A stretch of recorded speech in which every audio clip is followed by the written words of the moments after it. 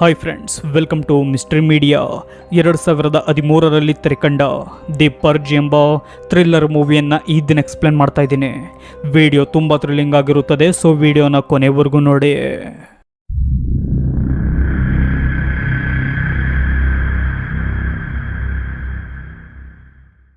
ಮೂವಿಯ ಮೊದಲ ಸೀನ್ನಲ್ಲಿ ಕ್ರೈಮ್ ಫೂಟೇಜ್ಗಳನ್ನು ನೋಡ್ತೀವಿ. ಆ ಕ್ರೈಮ್ ಫೂಟೇಜ್ಗಳೆಲ್ಲ ಪ್ರತಿ ವರ್ಷದ ಮಾರ್ಚ್ ತಿಂಗಳಿನ 21ನೇ ತಾರೀಕಿನಲ್ಲಿಯೇ ನಡೆಯುತ್ತಿರುವುದು ಎಂದು ನಮಗೆ ತಿಳಿಯುತ್ತದೆ. ಯಾಕೆ ಮಾರ್ಚ್ 21ನೇ ತಾರೀಕಿನಲ್ಲಿಯೇ ಈ ಕೆಟ್ಟ ಕೃತ್ಯಗಳು ನಡೆಯುತ್ತಿವೆ ಎಂದರೆ ಆ ದಿನ ಪರ್ಜ್ ಡೇ ಆಗಿರುತ್ತದೆ. ಸ್ನೇಹಿತರೆ, 2014ರಲ್ಲಿ ಒಂದು ರಾಜಕೀಯ ಪಕ್ಷ ಅಮೆರಿಕಾದಲ್ಲಿ ಗೆದ್ದು ಈ ಪರ್ಜ್ ಡೇಯನ್ನು ಶುರು ಮಾಡ್ತಾರೆ. ಈ ಪರ್ಜ್ ಡೇಯನ್ನು ಯಾಕೆ ಶುರು ಮಾಡಿದ್ದಾರೆ ಎಂದರೆ ಅಮೆರಿಕಾದಲ್ಲಿ ಕ್ರೈಮ್ ರೇಟ್ ಅತಿಯಾಗುತ್ತದೆ ಹಾಗೂ ಹೆಚ್ಚಾಗುತ್ತದೆ. ಇದನ್ನೆಲ್ಲ ತಡೆಗಟ್ಟಲು ಈ ಪಕ್ಷ ಒಂದು ಉಪಾಯ ಮಾಡ್ತಾರೆ. ಅದೇನೆಂದರೆ ವರ್ಷಕ್ಕೊಮ್ಮೆ ಅಂದರೆ ಮಾರ್ಚ್ 21ನೇ ತಾರೀಕು ಈ ಪರ್ಜ್ ಡೇಯನ್ನು ಮಾಡುತ್ತಾರೆ. ಈ ದಿನದಲ್ಲಿ ಜನರು ಯಾವ ತರಹದ ಕ್ರೈಮನ್ನಾದರೂ ಮಾಡಬಹುದು. ಅಂದರೆ ಕೊಲೆ, ದರೋಡೆ, ಅತ್ಯಾಚಾರ ಮುಂತಾದವುಗಳು ಯಾವುದೇ ಮಾಡಿದರೂ ಅವರ ಮೇಲೆ ಯಾವ ಕೇಸ್ ಹಾಕುವಂತಿಲ್ಲ. ರಾತ್ರಿ 7ರಿಂದ ಬೆಳಿಗ್ಗೆ 7ರವರೆಗೂ ಯಾವುದೇ ನೀಚ ಕೃತ್ಯ ಮಾಡಿದರೂ ಅವೆಲ್ಲ ಪರ್ಜ್ ಡೇ ದಿನ ಲೀಗಲ್. ಹಾಗೂ ಇದರಲ್ಲಿ 2 ರೂಲ್ಸ್ಗಳಿವೆ. ಅವೇನೆಂದರೆ, ಮೊದಲನೆಯದು ಯಾವುದೇ ಬಾಂಬನ್ನು ಸಿಡಿಸುವಂತಿಲ್ಲ, ದೊಡ್ಡ ಟ್ಯಾಂಕನ್ನು ತರಿಸುವಂತಿಲ್ಲ. 2ನೇ ರೂಲ್, ಸರ್ಕಾರಿ ನೌಕರರ ಮೇಲೆ ಅಟ್ಯಾಕ್ ಮಾಡುವಂತಿಲ್ಲ. ಯಾಕೆ ಇಂತಹ ಡೇ ಮಾಡಿದ್ದಾರೆ ಎಂದರೆ ವರ್ಷಕ್ಕೊಮ್ಮೆ ಕೆಟ್ಟ ಕೃತ್ಯಗಳನ್ನು ಮಾಡಲು ಜನರಿಗೆ ಬಿಟ್ಟರೆ ಒಂದು ದಿನದಲ್ಲಿ ಎಲ್ಲ ಕೃತ್ಯಗಳನ್ನು ಮಾಡಿ ಮಿಕ್ಕ ಒಂದು ವರ್ಷದಲ್ಲಿ ಯಾವ ಕೆಟ್ಟ ಕೆಲಸಗಳು ನಡೆಯುವುದಿಲ್ಲವೆಂದುಕೊಂಡು ಇಂತಹ ಪರ್ಜ್ ಡೇಯನ್ನು ಶುರು ಮಾಡ್ತಾರೆ. ಹಾಗೂ ಈ ದಿನದಲ್ಲಿ ಅಧಿಕ ಪ್ರಮಾಣದ ಕೆಟ್ಟ ವ್ಯಕ್ತಿಗಳು, ರೌಡಿಗಳು, ಡಾನ್ಗಳು ಸಾವನ್ನಪ್ಪುತ್ತಾರೆ. ಮನಸ್ಸಿನಲ್ಲಿರುವ ಚಿಕ್ಕ ಚಿಕ್ಕ ಕೆಟ್ಟ ಭಾವನೆಗಳನ್ನು ಹೊರಹಾಕುವುದಕ್ಕೆ ಈ ದಿನ ಜನರಿಗೆ ಸೂಕ್ತವಾಗಿರುತ್ತದೆ. ಈ ದಿನದ 12 ಗಂಟೆಯಲ್ಲಿ ಯಾವ ಹಾಸ್ಪಿಟಲ್ಸ್, ಪೊಲೀಸ್ ಸ್ಟೇಷನ್ಸ್ಗಳು ಓಪನ್ ಇರುವುದಿಲ್ಲ. ಇಂತಹ ಪರ್ಜ್ ಡೇ ದಿನ ಜನರು ಸೇಫ್ ಆಗಲು ಮನೆಗೆ ಸೆಕ್ಯೂರಿಟಿ ಕ್ಯಾಮ್ರಾ ಹಾಗೂ ಸೇಫ್ಟಿಯನ್ನು ಮಾಡಿಸುತ್ತಾರೆ. ಇಂತಹ ಸೆಕ್ಯೂರಿಟಿ ಕ್ಯಾಮ್ರಾ ಹಾಗೂ ಮನೆಯನ್ನು ಸೇಫ್ಟಿ ಮಾಡುವ ಕಂಪನಿಯ ಓನರ್ ಈ ಪರ್ಜ್ ಡೇಯಿಂದಲೇ ಶ್ರೀಮಂತನಾಗಿರ್ತಾನೆ. ಅವನ ಹೆಸರು ಸ್ಯಾಂಡಿನ್. ಆ ದಿನವೇ ಪರ್ಜ್ ಡೇ ಇರುತ್ತದೆ. ಎಲ್ಲರ ಮನೆಯನ್ನು ಸೇಫ್ಟಿ ಮಾಡಿಕೊಡುವ ಸ್ಯಾಂಡಿನ್ ತನ್ನ ಮನೆಯನ್ನು ಮೆಟಲ್ ಡೋರ್ಗಳಿಂದಲೇ ಎಲ್ಲ ಕಡೆಯಿಂದಲೂ ಕವರ್ ಮಾಡಿರ್ತಾನೆ. ನಂತರ ಸ್ಯಾಂಡಿನ್ ತನ್ನ ಮನೆಗೆ ಬಂದಾಗ ನಮಗೆ ಅವನ ಹೆಂಡತಿಯಾದ ಮೇರಿ, ಅವನ ಮಕ್ಕಳಾದ ಚಾರ್ಲಿ ಮತ್ತು ಝೋಯಿ ಎನ್ನುವವರು ಪರಿಚಯವಾಗ್ತಾರೆ. ನಂತರ ಲಾಕ್ಡೌನ್ ಆಗುವುದಕ್ಕಿಂತ ಮುಂಚೆ ಮೇರಿ ತನ್ನ ನೆರೆಹೊರೆಯ ಮನೆಯವರನ್ನು ಮಾತನಾಡಿಸ್ತಾಳೆ. ಅವರು ಸಹ ಮೇರಿಯ ಜೊತೆ ತುಂಬ ಸ್ನೇಹದಿಂದ ಇರುವುದು ನಮಗೆ ಕಾಣುತ್ತದೆ. ನಂತರ ಮನೆಗೆ ಬಂದ ಮೇರಿ ಒಂದು ಡಾಲ್ ನೋಡಿ ಹೆದರಿಕೊಳ್ತಾಳೆ. ಆ ಡಾಲನ್ನು ಚಾರ್ಲಿ ತನ್ನ ಸೀಕ್ರೆಟ್ ರೂಮ್ನಿಂದ ಕಂಟ್ರೋಲ್ ಮಾಡುತ್ತಿರುತ್ತಾನೆ. ರಾತ್ರಿ ಸಮಯದಲ್ಲಿ ಎಲ್ಲರೂ ಡಿನ್ನರ್ ಮಾಡುವಾಗ 7 ಗಂಟೆಗೆ ಇನ್ನು 5 ನಿಮಿಷವಿರುವುದನ್ನು ಗಮನಿಸುತ್ತಾರೆ. ಆಗ ಸ್ಯಾಂಡಿನ್ ಮನೆಯ CCTV ಹಾಗೂ ತನ್ನ ಬಳಿ ಇರುವ ಗನ್ಗಳನ್ನೆಲ್ಲ ಚೆಕ್ ಮಾಡಿ ಪಾಸ್ವರ್ಡ್ನಿಂದ ಮನೆಯನ್ನು ಮೆಟಲ್ ಡೋರ್ಗಳಿಂದ ಕವರ್ ಮಾಡ್ತಾನೆ. ಆಗ ಟಿವಿಯ ನ್ಯೂಸ್ ಚಾನೆಲ್ಗಳಲ್ಲಿ ಪರ್ಜ್ನ ಬಗ್ಗೆ ಮೆಸೇಜ್ ಕೊಡ್ತಾರೆ. ನಂತರ ಸರಿಯಾಗಿ 7 ಗಂಟೆಗೆ ಜೋರಾದ ಸೈರನ್ನ ಶಬ್ದವಾಗುತ್ತದೆ. ಆಗ ಝೋಯಿ ತನ್ನ ರೂಮ್ಗೆ ಹೋದಾಗ ಯಾರೋ ಅವಳನ್ನು ಎಳೆದುಕೊಳ್ತಾರೆ. ಅದ್ಯಾರೆಂದರೆ ಝೋಯಿಯ ಬಾಯ್ ಫ್ರೆಂಡ್ ಆದ ಹೆನ್ರಿ. ಅವನು ಮನೆಯ ಒಳಗೆ ಮುಂಚೆಯೇ ಬಂದಿರುವುದು ಯಾರಿಗೂ ಸಹ ಗೊತ್ತಿರುವುದಿಲ್ಲ. ಆಗ ಝೋಯಿ, ಹೆನ್ರಿ, ಈಗ ಲಾಕ್ಡೌನ್ ಆಗಿದೆ, ಈ ಸಮಯದಲ್ಲಿ ಯಾಕೆ ಬಂದೆ ಎಂದು ಕೇಳಿದಾಗ ಹೆನ್ರಿ ಅವಳಿಗೆ ಹೀಗೆ ಹೇಳ್ತಾನೆ, ಝೋಯಿ, ನಮ್ಮ ಪ್ರೀತಿಯನ್ನು ನಿಮ್ಮ ತಂದೆ ಒಪ್ಪುತ್ತಿಲ್ಲ, ಅದಕ್ಕಾಗಿ ಅವರ ಜೊತೆ ಮಾತನಾಡಲು ಬಂದಿದ್ದೇನೆ. ಈ ದಿನ ಲಾಕ್ಡೌನ್ ಇರುವುದರಿಂದ ಅವರು ನನ್ನನ್ನು ಹೊರಗೆ ಕಳಿಸುವುದಿಲ್ಲ. ಹೇಗಾದರೂ ಮಾಡಿ ಅವರ ಮನವೊಲಿಸಿ ನಮ್ಮ ಪ್ರೀತಿಯ ಬಗ್ಗೆ ಹೇಳುತ್ತೇನೆ ಎಂದು ಹೇಳ್ತಾನೆ. ಇತ್ತ ಚಾರ್ಲಿ CCTVಗಳಿದ್ದ ಕಂಟ್ರೋಲ್ ರೂಮ್ಗೆ ಬರ್ತಾನೆ. ಆಗ ಅವನಿಗೆ ತನ್ನ ಮನೆಯ ಬಳಿ ಒಬ್ಬ ವ್ಯಕ್ತಿ ಭಯದಿಂದ ಓಡಾಡುತ್ತಿರುವುದು ಕಾಣುತ್ತದೆ. ಆಗ ಆ ವ್ಯಕ್ತಿ ನನಗೆ ಹೆಲ್ಪ್ ಮಾಡಿ, ಅವರು ನನ್ನನ್ನು ಕೊಂದು ಹಾಕಿಬಿಡುತ್ತಾರೆ ಎಂದು ಜೋರಾಗಿ ಕಿರಿಚಿಕೊಂಡು ಅಳಲು ಶುರು ಮಾಡ್ತಾನೆ. ಅವನನ್ನು ನೋಡಿದ ಚಾರ್ಲಿಗೆ ಅವನಿಗೆ ಸಹಾಯ ಮಾಡಬೇಕೆಂದೆನಿಸಿ ಆ ಮೆಟಲ್ ಡೋರನ್ನು ಓಪನ್ ಮಾಡಿಬಿಡ್ತಾನೆ. ಇದನ್ನು ತಿಳಿದ ಸ್ಯಾಂಡಿನ್ ಓಡಿ ಬಂದು ಅದನ್ನು ಕ್ಲೋಸ್ ಮಾಡ್ತಾನೆ. ಆದರೆ ಆ ಮೆಟಲ್ ಡೋರ್ ಕ್ಲೋಸ್ ಆಗುವಷ್ಟರಲ್ಲಿ ಆ ವ್ಯಕ್ತಿ ಮನೆಯ ಒಳಗೆ ಎಂಟ್ರಿಯಾಗಿ ಬಿಡ್ತಾನೆ. ಆಗ ಅಲ್ಲಿಗೆ ಮೇರಿ ಮತ್ತು ಸ್ಯಾಂಡಿನ್ ಬರ್ತಾರೆ. ಆ ಸ್ಟ್ರೇಂಜರ್ ಕೈನಲ್ಲಿ ಯಾವುದೇ ಗನ್ ಇಲ್ಲದಿರುವುದನ್ನು ಸ್ಯಾಂಡಿನ್ ಗಮನಿಸುತ್ತಾನೆ. ಅದೇ ಸಮಯಕ್ಕೆ ಅಲ್ಲಿಗೆ ಹೆನ್ರಿ ಬಂದು ಏನು ಮಾತನಾಡದೆ ಸ್ಯಾಂಡಿನ್ನ ಮೇಲೆ ಫೈರ್ ಮಾಡ್ತಾನೆ. ಆಗ ಸ್ಯಾಂಡಿನ್ ತನ್ನ ಬಳಿ ಇದ್ದ ಗನ್ನಿಂದ ಅವನಿಗೆ ಫೈರ್ ಮಾಡ್ತಾನೆ. ಆಗ ಅಲ್ಲಿಗೆ ಬಂದ ಝೋಯಿ ಹೆನ್ರಿಯನ್ನು ತನ್ನ ರೂಮ್ಗೆ ಕರೆದುಕೊಂಡು ಹೋಗ್ತಾಳೆ. ಈ ಸಮಯದಲ್ಲಿ ಸ್ಟ್ರೇಂಜರ್ ಎಸ್ಕೇಪ್ ಆಗಿಬಿಡ್ತಾನೆ. ಆಗ ಸ್ಯಾಂಡಿನ್ ಚಾರ್ಲಿಗೆ ಯಾಕೆ ಡೋರ್ಗಳನ್ನು ಓಪನ್ ಮಾಡಿದೆ ಎಂದು ಕೇಳಿದಾಗ ಚಾರ್ಲಿ, ಅಪ್ಪ ಅವನು ಕಷ್ಟದಲ್ಲಿದ್ದ, ಅವನಿಗೆ ಸಹಾಯ ಮಾಡಬೇಕೆಂದು ಡೋರನ್ನು ಓಪನ್ ಮಾಡಿದೆ ಎಂದು ಹೇಳ್ತಾನೆ. ಇತ್ತ ಹೆನ್ರಿಯ ದೇಹಕ್ಕೆ ಬುಲೆಟ್ ನುಗ್ಗಿರುತ್ತದೆ. ಅದರಿಂದ ಅವನು ಅಲ್ಲಿಯೇ ಸತ್ತು ಹೋಗ್ತಾನೆ. ನಂತರ ಸ್ಯಾಂಡಿನ್ ಗನ್ ಹಿಡಿದುಕೊಂಡು ತನ್ನ ಮಗಳಾದ ಝೋಯಿಯನ್ನು ಹುಡುಕಾಡ್ತಾನೆ. ಆಗ ಅವನಿಗೆ ಸತ್ತಿರುವ ಹೆನ್ರಿ ಕಾಣ್ತಾನೆ. ಇತ್ತ ಮೇರಿಯ ಕಡೆ ಝೋಯಿ ಬಂದು, ಅಮ್ಮ ದಯವಿಟ್ಟು ನನ್ನನ್ನು ಕ್ಷಮಿಸಿ, ಹೆನ್ರಿ ಇಂತಹ ಕೆಟ್ಟ ಉದ್ದೇಶದಿಂದ ಇಲ್ಲಿಗೆ ಬಂದಿದ್ದಾನೆ ಎಂದು ನನಗೆ ತಿಳಿದಿರಲಿಲ್ಲ ಎಂದು ಹೇಳಿ ಅಲ್ಲಿಂದ ಹೊರಟು ಹೋಗ್ತಾಳೆ. ಸ್ನೇಹಿತರೆ, ಝೋಯಿಗೆ ಆ ಸ್ಟ್ರೇಂಜರ್ ಮನೆಗೆ ಬಂದಿರುವ ವಿಷಯ ತಿಳಿದಿರುವುದಿಲ್ಲ. ಇತ್ತ ಸ್ಯಾಂಡಿನ್ನ ಮನೆಯ ಕಡೆ ಒಂದು ಗ್ಯಾಂಗ್ ಬರುತ್ತದೆ. ಆ ಗ್ಯಾಂಗ್ನ ನಾಯಕ ತನ್ನ ಮುಖಕ್ಕೆ ಹಾಕಿಕೊಂಡಿರುವ ವಿಚಿತ್ರ ಮಾಸ್ಕ್ ಅನ್ನು ತೆಗೆದು ಸೆಕ್ಯೂರಿಟಿ ಕ್ಯಾಮ್ರಾದ ಮುಂದೆ ನಿಂತುಕೊಂಡು ಹೀಗೆ ಹೇಳ್ತಾನೆ, ನಾವೆಲ್ಲ ಯಂಗ್ ಮತ್ತು ಎಜುಕೇಟೆಡ್, ನಾವು ಈ ಅಮೆರಿಕವನ್ನು ಶುದ್ಧ ಮಾಡುವ ಕೆಲಸದಲ್ಲಿದ್ದೇವೆ. ಆದರೆ ಈ ಅಮೆರಿಕಾದ ಒಂದು ಕೊಳಕು ನಿಮ್ಮ ಮನೆಯಲ್ಲಿದೆ ಎಂದು ಗೊತ್ತಾಯಿತು. ಯಾಕೆ ಅವನನ್ನು ಪ್ರೊಟೆಕ್ಟ್ ಮಾಡುತ್ತಿದ್ದೀರಾ? ಅವನನ್ನು ನಮಗೆ ಒಪ್ಪಿಸಿ ನಾವು ಹೊರಟು ಹೋಗುತ್ತೇವೆ. ಆತ ನಮ್ಮ ವಿರುದ್ಧವೇ ಜಗಳವಾಡಿದ, ಅವನು ನಮಗೆ ಬೇಕು. ನಿಮ್ಮ ಮೇಲೆ ನಮಗೆ ಯಾವ ದ್ವೇಷವೂ ಇಲ್ಲ. ನಾವು ನಿಮಗೆ ಏನು ಮಾಡುವುದೂ ಇಲ್ಲ. ನಾವು ನಿಮಗೆ ಟೈಮ್ ಕೊಡುತ್ತೇವೆ. ಆದಷ್ಟು ಬೇಗ ಅವನನ್ನು ನಮಗೆ ಒಪ್ಪಿಸಿ ಎಂದು ಹೇಳ್ತಾನೆ. ನಂತರ ಅವರ ಗ್ಯಾಂಗ್ನವರು ಮನೆಯ ಕರೆಂಟ್ ಕನೆಕ್ಷನ್ ಅನ್ನು ಕಟ್ ಮಾಡಿ ಹಾಕ್ತಾರೆ. ಹೀಗೆ ನೋಡುತ್ತಿದ್ದಂತೆ ಮತ್ತಷ್ಟು ಜನ ಅವನ ಮನೆಯ ಕಡೆ ಬರ್ತಾರೆ. ಅವರಲ್ಲಿ ಕೆಲವರು ಹುಡುಗಿಯರು ಸಹ ಇರುತ್ತಾರೆ. ಆಗ ಸ್ಯಾಂಡಿನ್ ಮೇರಿ ಮತ್ತು ಚಾರ್ಲಿಗೆ, ನೋಡಿ, ನಮ್ಮ ಬಳಿ ಗನ್ಗಳಿವೆ. ಮನೆಗೆ ಬಂದಿರುವ ಆ ಸ್ಟ್ರೇಂಜರ್ನ ಬಳಿ ಯಾವ ಗನ್ಗಳು ಇಲ್ಲ. ನಾನು ಅವನನ್ನು ಹುಡುಕುವೆ ಎಂದು ಹೇಳಿ ಅವರಿಗೆ ಧೈರ್ಯ ತುಂಬಿ ಹೊರಡುತ್ತಾನೆ. ಇತ್ತ ಚಾರ್ಲಿ ಆ ಸೈಕೋ ಕಿಲ್ಲರ್ಸ್ ಗ್ಯಾಂಗ್ ಆಡುತ್ತಿರುವ ರೀತಿಯನ್ನು CCTVಯಲ್ಲಿ ನೋಡಿ ಗಾಬರಿಯಾಗ್ತಾನೆ. ಇತ್ತ ಸ್ಯಾಂಡಿನ್ ತನ್ನ ಮಗಳನ್ನು ಹಾಗೂ ಆ ಸ್ಟ್ರೇಂಜರ್ ಅನ್ನು ಹುಡುಕುವುದರಲ್ಲಿ ನಿರತನಾಗ್ತಾನೆ. ಇತ್ತ ಚಾರ್ಲಿ ತನ್ನ ರಿಮೋಟ್ ಕಂಟ್ರೋಲ್ ಡಾಲ್ನಿಂದ ಆ ಸ್ಟ್ರೇಂಜರ್ ಅನ್ನು ಪತ್ತೆ ಮಾಡ್ತಾನೆ. ಅದರಿಂದ ಅವನಿಗೆ ಸಿಗ್ನಲ್ ಕೊಟ್ಟು ಆ ಸ್ಟ್ರೇಂಜರ್ ತನ್ನ ಸೀಕ್ರೆಟ್ ರೂಮ್ನ ಬಳಿ ಹೋಗುವ ಹಾಗೆ ಮಾಡ್ತಾನೆ. ಹೀಗೆ ಸ್ಯಾಂಡಿನ್ ಹುಡುಕುವಾಗ ಆ ಗುಂಪಿನ ನಾಯಕ ಡೋರ್ನ ಬಳಿ ಬರಲು ಹೇಳ್ತಾನೆ. ಹೋದಾಗ ಅವನು ಸ್ಯಾಂಡಿನ್ಗೆ ಯಾಕೆ ಅವನಿಗೆ ಈ ಮಟ್ಟಿಗೆ ರಕ್ಷಣೆ ಕೊಡುತ್ತಿದ್ದೀರಾ ಎಂದು ಕೇಳ್ತಾನೆ. ಆಗ ಸ್ಯಾಂಡಿನ್, ನೀವು ತಪ್ಪು ತಿಳಿದುಕೊಂಡಿದ್ದೀರಾ. ಅವನು ನನ್ನ ಮಗನ ತಪ್ಪಿನಿಂದ ಒಳಗೆ ಬಂದು ಬಿಟ್ಟ. ಅವನು ಎಲ್ಲಿಯೋ ಅಡಗಿಕೊಂಡಿದ್ದಾನೆ ಎಂದು ಹೇಳ್ತಾನೆ. ಆಗ ಆ ಗುಂಪಿನವನು ತುಂಬ ಜೋರಾಗಿ ಹಾಗೂ ಕೋಪದಿಂದ ಅವನನ್ನು ಹೊರಗೆ ಕಳಿಸು ಎಂದು ಕಿರುಚಾಡ್ತಾನೆ.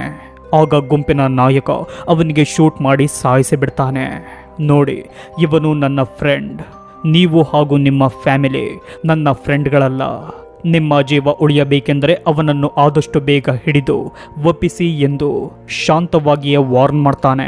ಇತ್ತ ಆ ಡಾಲ್ನಲ್ಲಿದ್ದ ಕ್ಯಾಮ್ರಾ ಮುಂದೆ ಬಂದ ಝೋಯಿ ಚಾರ್ಲಿಗೆ ಹೀಗೆ ಹೇಳ್ತಾಳೆ, ಚಾರ್ಲಿ, ಹೆನ್ರಿ ಸತ್ತೋದ. ಅವನ ಗನ್ ನನ್ನ ಬಳಿ ಇದೆ. ಹಲವಾರು ಜನ ನಮ್ಮ ಮನೆಯ ಮುಂದೆ ಇದ್ದಾರೆ. ಯಾಕೆ ಎಂಬುದು ಗೊತ್ತಾಗುತ್ತಿಲ್ಲ. ನೀನು ಹುಷಾರಾಗಿರು. ನಾನು ನಿನ್ನ ಸೀಕ್ರೆಟ್ ರೂಮ್ನಲ್ಲಿರುವೆ ಎಂದು ಹೇಳಿ ಹೊರಟು ಹೋಗ್ತಾಳೆ. ಈ ಮಾತನ್ನು ಕೇಳಿದ ಚಾರ್ಲಿಗೆ ಗಾಬರಿಯಾಗುತ್ತದೆ. ಇತ್ತ ಸ್ಯಾಂಡಿನ್ ಆ ಸ್ಟ್ರೇಂಜರ್ನನ್ನು ಹುಡುಕುವಾಗ ಅವನು ಸಿಗ್ತಾನೆ. ಆದರೆ ಅವನು ಝೋಯಿಯನ್ನು ಹಿಡಿದು ಬಿಟ್ಟಿರ್ತಾನೆ. ಆಗ ಆ ಸ್ಟ್ರೇಂಜರ್, ನಾನು ಈ ರಾತ್ರಿ ಅವರಿಂದ ಸಾಯುವುದಿಲ್ಲ. ನಾನು ಈ ಮನೆಯಿಂದ ಹೊರ ಹೋಗುವುದೂ ಇಲ್ಲ ಎಂದು ಹೇಳ್ತಾನೆ. ಆಗ ಸ್ಯಾಂಡಿನ್, ನೀನು ಹೋಗದಿದ್ದರೆ ನಾವೆಲ್ಲ ಸಾಯುತ್ತೀವಿ ಎಂದು ಹೇಳುತ್ತಿದ್ದಂತೆ ಅವನ ಮೇಲೆ ಸ್ಯಾಂಡಿನ್ ಅಟ್ಯಾಕ್ ಮಾಡ್ತಾನೆ. ಇವರ ನಡುವೆ ಜಗಳವಾಗುವಾಗ ಅವನ ಕೈನಲ್ಲಿದ್ದ ಗನ್ನಿಂದ ಬುಲೆಟ್ ಫೈರ್ ಆಗುತ್ತದೆ. ಆ ಬುಲೆಟ್ ಆ ಸ್ಟ್ರೇಂಜರ್ಗೆ ಹೊಡೆದಿರುತ್ತದೆ. ಆಗ ಸ್ಯಾಂಡಿನ್ ಮೇರಿಯ ಸಹಾಯದಿಂದ ಅವನನ್ನು ಟೇಪ್ನಿಂದ ಕಟ್ಟಿ ಹಾಕ್ತಾರೆ. ಈ ಸಮಯದಲ್ಲಿ ಅವನು ಅದರಿಂದ ಬಿಡಿಸಿಕೊಂಡು ಹೋಗಲು ನೋಡಿ ನೋಡಿದಾಗ ಸ್ಯಾಂಡಿನ್ ಮೇರಿಗೆ ಬುಲೆಟ್ನಿಂದ ಗಾಯವಾಗಿರುವ ಜಾಗವನ್ನು ಚಾಕುವಿನಿಂದ ಚುಚ್ಚು ಎಂದು ಹೇಳ್ತಾನೆ. ಆಗ ಮೇರಿ ಆ ರೀತಿ ಮಾಡಲು ಇಷ್ಟವಿಲ್ಲದಿದ್ದರೂ ಚಾಕುವಿನಿಂದ ಚುಚ್ಚುತ್ತಾಳೆ. ಅದರ ಅತಿಯಾದ ನೋವನ್ನು ತಾಳಲಾರದ ಸ್ಟ್ರೇಂಜರ್ ಸುಮ್ಮನಾಗ್ತಾನೆ. ಆಗ ಸ್ಯಾಂಡಿನ್ ಅವನನ್ನು ಚೇರ್ಗೆ ಲಾಕ್ ಮಾಡಿ ತಪ್ಪಿಸಿಕೊಳ್ಳಲು ಪ್ರಯತ್ನ ಪಟ್ಟರೆ ಆ ನೋವು ಇನ್ನು 2ರಷ್ಟು ಆಗುತ್ತದೆ ಎಂದು ವಾರ್ನ್ ಮಾಡ್ತಾನೆ. ಸ್ಯಾಂಡಿನ್ ಅವನಿಗೆ ಈ ರೀತಿ ಟಾರ್ಚರ್ ಮಾಡುತ್ತಿರುವುದನ್ನು ನೋಡಿದ ಚಾರ್ಲಿ ಅಲ್ಲಿಂದ ಹೊರಟೋಗ್ತಾನೆ.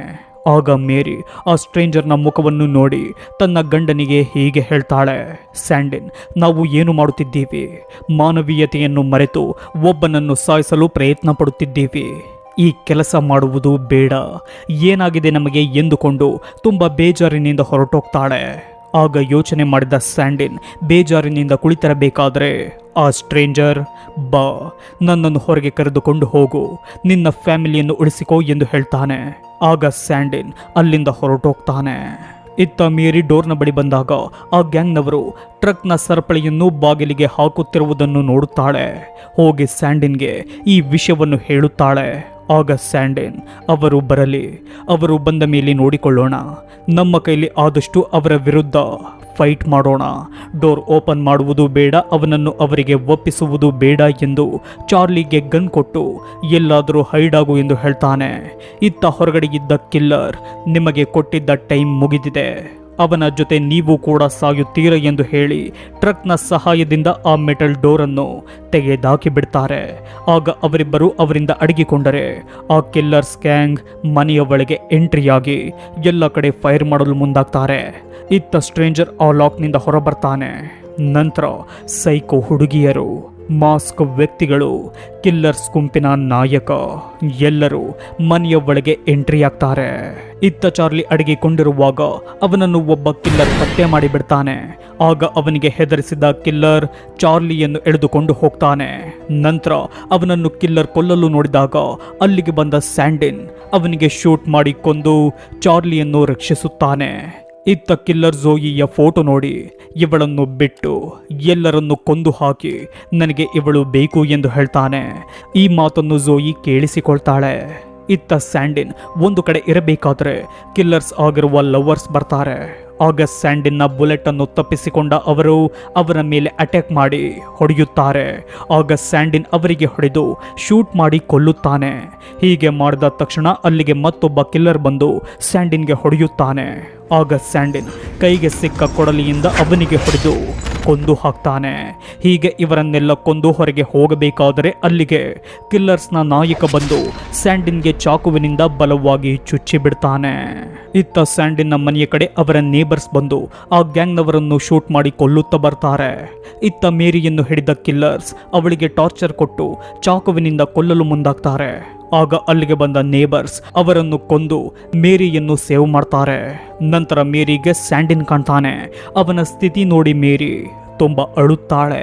ಆಗ ಅಲ್ಲಿಗೆ ಬಂದ ಗುಂಪಿನ ನಾಯಕ ಅವರಿಬ್ಬರನ್ನು ಶೂಟ್ ಮಾಡಿ ಸಾಯಿಸಲು ಬಂದಾಗ ಅಲ್ಲಿಗೆ ಝೋಯಿ ಬಂದು ಅವನಿಗೆ ಒಂದೇ ಸಮನೆ ಶೂಟ್ ಮಾಡಿ ಕೊಂದು ಹಾಕ್ತಾಳೆ. ನಂತರ ಸ್ಯಾಂಡಿನ್ ಬಳಿ ಝೋಯಿ ಮತ್ತು ಚಾರ್ಲಿ ಬಂದಾಗ ಸ್ಯಾಂಡಿನ್ ಸತ್ತು ಹೋಗ್ತಾನೆ. ಅವನ ಸಾವಿನಿಂದ ಅವರು ಅಳಬೇಕಾದ್ರೆ ಅಲ್ಲಿಗೆ ಅವರನ್ನು ರಕ್ಷಿಸಿದ ನೇಬರ್ಸ್ ಬರ್ತಾರೆ. ಆಗ ಮೇರಿ ನಮ್ಮನ್ನು ಕಾಪಾಡಿದ್ದಕ್ಕೆ ಥ್ಯಾಂಕ್ಸ್ ಎಂದು ಹೇಳ್ತಾಳೆ. ಆಗ ಅವರಲ್ಲಿದ್ದ ಗ್ರೇಸ್ ಎನ್ನುವವಳು, ನಾವೇ ಸ್ಯಾಂಡಿನ್ನನ್ನು ಕೊಲ್ಲಬೇಕೆಂದುಕೊಂಡಿದ್ದೆವು, ಆದರೆ ನೀವು ನಿಮ್ಮ ಮನೆಗೆ ಮಾಡಿಕೊಂಡಿರುವ ಸೇಫ್ಟಿಯಿಂದ ಯಾವ ವರ್ಷವೂ ಸಾಧ್ಯವಾಗಲಿಲ್ಲ, ಆದರೆ ಈ ಕಿಲ್ಲರ್ಸಿಂದ ಇಂದು ಸಾಧ್ಯವಾಯಿತು ಎಂದು ಹೇಳಿ ಅವಳ ಜೊತೆಯವನಿಗೆ ಹೀಗೆ ಹೇಳ್ತಾಳೆ. ಈ ಸತ್ತು ಹೋಗಿರುವ ಸ್ಯಾಂಡಿನನ್ನು ಎಳೆದಾಕಿ ಉಳಿದಿರುವ ಈ ಮೂವರನ್ನು ಇಲ್ಲಿಯೇ ಕಟ್ಟಿ ಹಾಕಿ ಇವರನ್ನು ನಾವೇ ಕೊಂದು ಹಾಕೋಣ ಎಂದು ಹೇಳ್ತಾಳೆ. ಹೀಗೆ ಹೇಳಿದ ತಕ್ಷಣ ಎಲ್ಲರೂ ಅವರ ಕೈ ಕಾಲನ್ನು ಕಟ್ಟಿ ಹಾಕ್ತಾರೆ. ಜೋರಾಗಿ ಕಿರುಚಾಡುತ್ತಿದ್ದ ಅವರಿಗೆ ಗನ್ನಿಂದ ಹೆದರಿಸಿ ಶಾಂತವಾಗಿರಲು ಹೇಳ್ತಾರೆ. ಆಗ ಮೇರಿ ಅಳುತ್ತಲೇ, ಯಾಕೆ ನಮ್ಮನ್ನು ಕೊಲ್ಲುತ್ತಿದ್ದೀರಾ, ನಮ್ಮ ಮೇಲೆ ಏನು ದ್ವೇಷ ನಿಮಗೆ ಎಂದು ಕೇಳ್ತಾಳೆ. ಆಗ ಗ್ರೇಸ್ ಅವಳಿಗೆ ಹೀಗೆ ಹೇಳ್ತಾಳೆ, ಈ ಪರ್ಜ್ ಡೇಯನ್ನು ನಿಮ್ಮ ಸ್ವಾರ್ಥಕ್ಕೆ ಬಳಸಿಕೊಂಡಿದ್ದೀರಾ. ಎಲ್ಲರಿಗೂ ಸೇಫ್ಟಿ ಮಾಡಿಕೊಡುತ್ತೇವೆ ಎಂದು ನೀವು ಶ್ರೀಮಂತರಾಗಿದ್ದೀರಾ. ಕೆಟ್ಟ ವ್ಯಕ್ತಿಗಳ ಮನೆಗಳನ್ನು ಎಲ್ಲ ರೀತಿಯ ಸೇಫ್ಟಿ ಮಾಡಿಕೊಟ್ಟು ಅವರು ಸಾಯದೆ ಇರುವ ರೀತಿ ಪ್ರೊಟೆಕ್ಟ್ ಮಾಡಿದ್ದೀರಾ. ನಿಮ್ಮಂಥವರಿಂದಲೇ ನಮ್ಮ ಅಮೇರಿಕ ಶುದ್ಧವಾಗುತ್ತಿಲ್ಲ. ಅದಕ್ಕಾಗಿ ನಿಮ್ಮನ್ನು ಕೊಲ್ಲುತ್ತಿದ್ದೇವೆ ಎಂದು ಹೇಳಿ ಅವರ ಸುತ್ತ ಪ್ರೇಯರ್ ಮಾಡಿ ಅವರನ್ನು ಕೊಲ್ಲಲು ಮುಂದಾಗ್ತಾರೆ. ಇನ್ನೇನು ಅವರನ್ನು ಕೊಲ್ಲಬೇಕೆನ್ನುವಷ್ಟರಲ್ಲಿ ಅಲ್ಲಿಗೆ ಆ ಸ್ಟ್ರೇಂಜರ್ ಬಂದು ಗ್ರೇಸ್ನನ್ನು ಹಿಡಿದು ಒಬ್ಬನಿಗೆ ಶೂಟ್ ಮಾಡಿಕೊಂಡು ಹಾಕ್ತಾನೆ. ನಂತರ ಗ್ರೇಸ್ಗೆ ಗನ್ ಪಾಯಿಂಟ್ ಹಿಡಿದು ಎಲ್ಲರ ವೆಪನ್ಗಳನ್ನು ಕೆಳಗೆ ಹಾಕುವಂತೆ ಹೇಳಿ ಅವರನ್ನು ಲಾಕ್ನಿಂದ ಬಿಡಿಸುತ್ತಾನೆ. ನಂತರ ಮೇರಿ ಮತ್ತು ಮಕ್ಕಳು ಸ್ಟ್ರೇಂಜರ್ನ ಬಳಿ ಬಂದಾಗ ಅವರು ನಮ್ಮನ್ನು ಕೊಲ್ಲು, ನಾವು ಸಾಯುವುದಕ್ಕೆ ಸಿದ್ಧರಿದ್ದೀವಿ ಎಂದು ಹೇಳ್ತಾರೆ. ಆಗ ಸ್ಟ್ರೇಂಜರ್ ಅವರನ್ನು ಕೊಲ್ಲಲು ಮುಂದಾಗ್ತಾನೆ. ಆಗ ಮೇರಿ, ಬೇಡ, ಇವರಾರು ಸಾಯಬಾರದು, ಇವರು ನಮ್ಮನ್ನು ಆ ಕಿಲ್ಲರ್ಸ್ನಿಂದ ರಕ್ಷಿಸಿದ್ದಾರೆ. ಈ ಪರ್ಜ್ ಡೇಯನ್ನು ಶಾಂತಿಯಾಗಿ ನಾವು ಕಳೆಯೋಣ, ಬೆಳಿಗ್ಗೆ 7 ಗಂಟೆಯವರೆಗೂ ವೆಯ್ಟ್ ಮಾಡೋಣ ಎಂದು ಅವರನ್ನು ಕೋರಿಸುತ್ತಾಳೆ.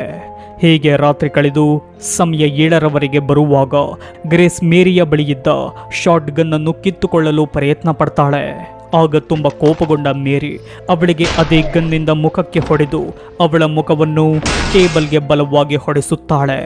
ಅದರಿಂದ ಅವಳ ಮೂಗಿನಿಂದ ಅತಿಯಾದ ರಕ್ತ ಬರುತ್ತದೆ. ನಂತರ ಅದೇ ನೋವಿನಲ್ಲಿ ಅವಳಿರಬೇಕಾದರೆ ಬೆಳಿಗ್ಗೆ 7 ಗಂಟೆಯ ಸೈರನ್ನ ಶಬ್ದವಾಗುತ್ತದೆ. ಆಗ ಅವರೆಲ್ಲ ತಮ್ಮ ತಮ್ಮ ಮನೆಗೆ ಹೋಗ್ತಾರೆ. ಆಗ ಆ ಸ್ಟ್ರೇಂಜರ್ ಕೂಡ ಮನೆಯಿಂದ ಹೋಗುವಾಗ ಮೇರಿ ಅವನಿಗೆ ಥ್ಯಾಂಕ್ಸ್ ಎಂದು ಹೇಳ್ತಾಳೆ. ಆಗ ಪೊಲೀಸರು ಬರ್ತಾರೆ. ಅಲ್ಲಿಗೆ ದಿ ಪರ್ಜ್ ಮೂವಿ ಎಂಡ್ ಆಗುತ್ತದೆ.